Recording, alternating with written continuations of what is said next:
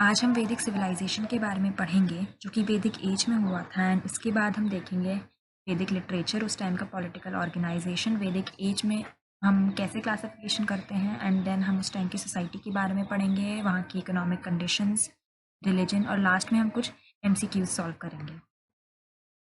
तो अब हम देखते हैं वैदिक लिटरेचर के बारे में। तो जो टर्म वेदा है इसका मतलब होता है सुपीरियर नॉलेज संस्कृत में।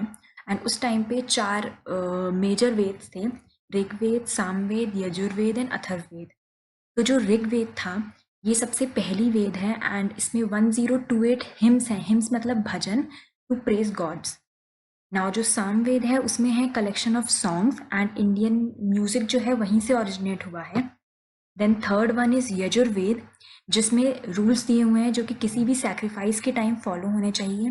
देन अथर्ववेद में है कलेक्शन ऑफ स्पेल्स, मतलब कि मंत्र और उनको किस तरीके से बोला जाए इसके बारे में सब कुछ उसमें लिखा हुआ है।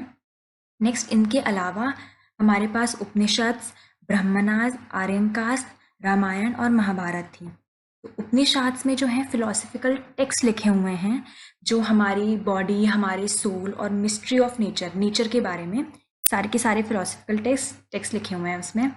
देन सेकेंड इज ब्रह्मणास जिसमें कि वैदिक टाइम पे जो भी भजन हुआ करते थे एंड उस टाइम की जो भी रिचुअल्स थे, लोग जितने भी फंक्शंस या जो भी फेस्टिवल्स या जो भी सेलिब्रेट किया करते थे उनको सेलिब्रेट करने का वे एंड जितनी भी फिलोसफिकल बातें हैं उस टाइम की वैदिक पीरियड की वो उसमें लिखी हुई हैं।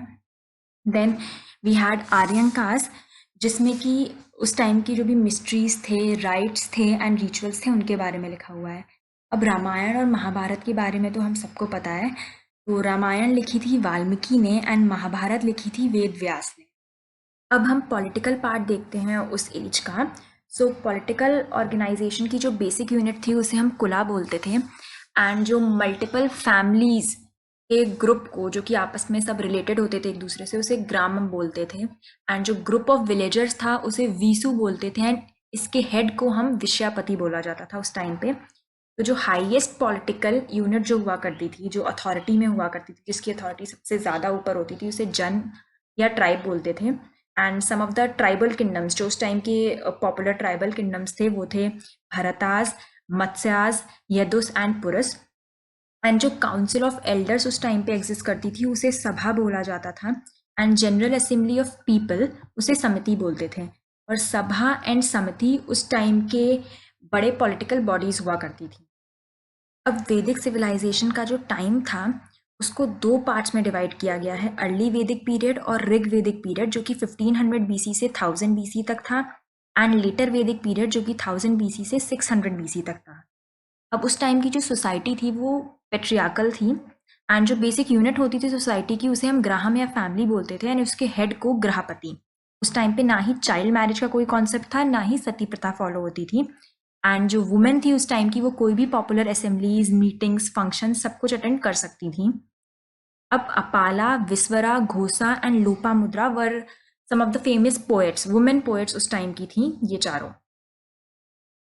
रिलीजियसली देखा जाए तो वहाँ के लोग नेचुरल फोर्सेस को और नेचर को वर्शिप किया करते थे। पृथ्वी, अग्नि, वरुण, इंद्र एंड वायु उस टाइम के गॉड्स हुआ करते थे and Indra was the most popular god and Agni जो थी इंटरमीडिएट थी between gods and the people and Varun was said to be the upholder of natural order and उस टाइम के फीमेल गॉड्स जो थे वो थे अदिति एंड उषाज एंड उस टाइम पे कोई टेम्पल्स नहीं हुआ करते थे एंड लोग जो थे रिवॉर्ड्स पाने के लिए वर्शिप किया करते थे, प्रेयर किया करते थे गॉड से। अब हम MCQs करते हैं। So first one is match the following. तो देखा जाए तो निष्का जो हमने पढ़ा था वो है एक gold coin and Ushas was the goddess.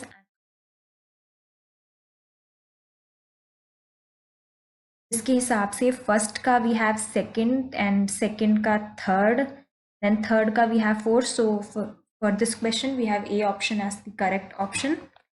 Then moving on to next question, the Upanishads are the great epics, story books, source of Hindu philosophy और law books। हमने पढ़ा था कि जो उपनिषाद्स हैं उसमें हिंदू फिलोसफी के बारे में लिखा हुआ है। So for this question, third option is the correct option. Then moving on to next question, the Veda which deals with rituals। तो हमने पढ़ा हुआ था यजुर्वेद में सारे रूल्स लिखे हुए हैं। So Yajurveda is the Veda जिसमें सारे रिचुअल्स के बारे में लिखा हुआ है। Then fourth question is the most prominent god of Vedic culture. उस टाइम का जो मोस्ट पावरफुल या पॉपुलर गॉड बोला जाए उस टाइम का, तो हमने पढ़ा था कि Indra was most popular at that time, so Indra is the correct answer for this question. Then next question is the Vedic deity Indra was the god of. तो इंद्रा को हम क्यों प्रेस करते थे? हमने पढ़ा था कि Indra was the god of thunder.